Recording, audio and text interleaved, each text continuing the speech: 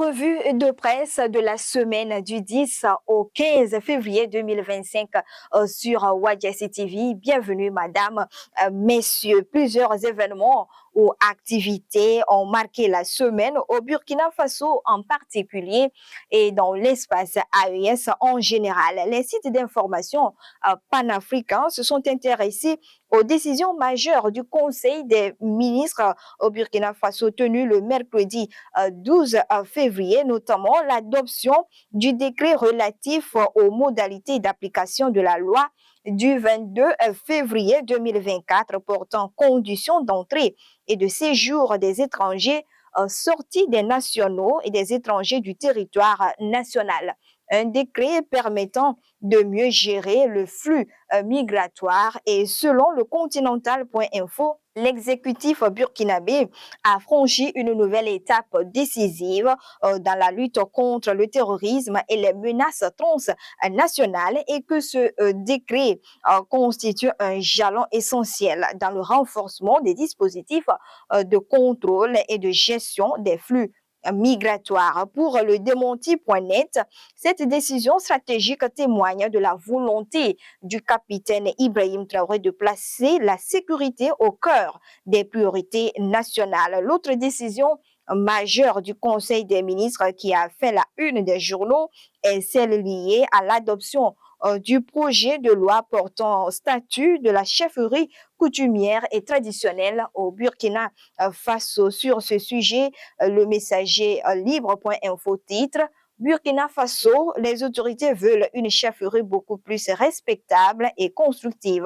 Pour lui, ceci témoigne de la volonté des autorités burkinabées de redonner à la chefferie coutumière et traditionnelle sa dignité et son importance pour une société stable où règne la paix et la cohésion sociale. Une autre activité gouvernementale qui a marqué la semaine est l'évaluation des contrats d'objectifs des membres du gouvernement pour l'exercice 2024 par le Premier ministre Rimtalba Jean-Emmanuel Ouedraogo et son équipe. À ce sujet, afriquelibre.info estime que c'est un moyen instauré par le chef de l'État, le capitaine Ibrahim Traoré, pour mieux contrôler et orienter les actions du gouvernement au bénéfice des citoyens. L'autre sujet phare de cette revue de presse est relatif aux efforts des autorités dans certains domaines clés dont les sites d'information ont fait cas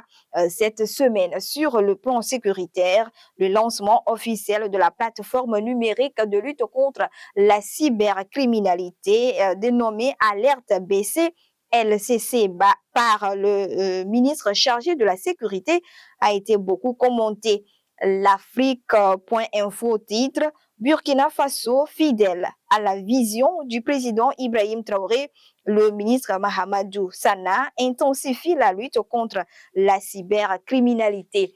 Pour le quotidien d'Afrique.net, le lancement de cette plateforme s'inscrit dans une stratégie plus large visant à impliquer les citoyens dans la lutte contre la cybercriminalité.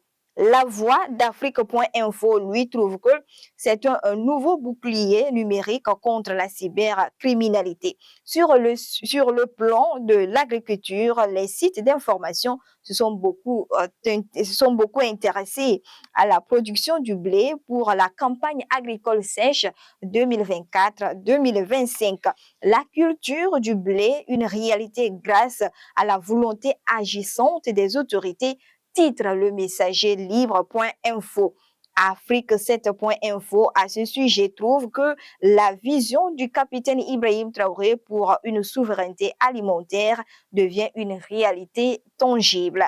Les appels au port obligatoire du casque de protection par les usagers à deux roues ainsi qu'à la vigilance et à la prudence face aux fausses informations ont fait également la une des sites d'information tels que l'Occident.info, Siriri.info. cap sur le Mali où des efforts se déploient pour assister des familles vulnérables à l'approche du mois sacré de Ramadan et à l'initiative du président de la transition, le général d'armée Assimi Goïta. Les journaux en ont parlé ainsi qu'à son appui au centre de dialyse de Bamako en lui dotant des installations solaires. Au Niger, cette semaine a été marquée par des préparatifs des derniers réglages pour la tenue des assises nationales officiellement ouvertes ce samedi 15 février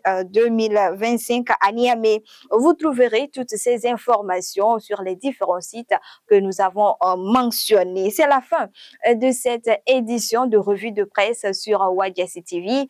Passez un bon week-end.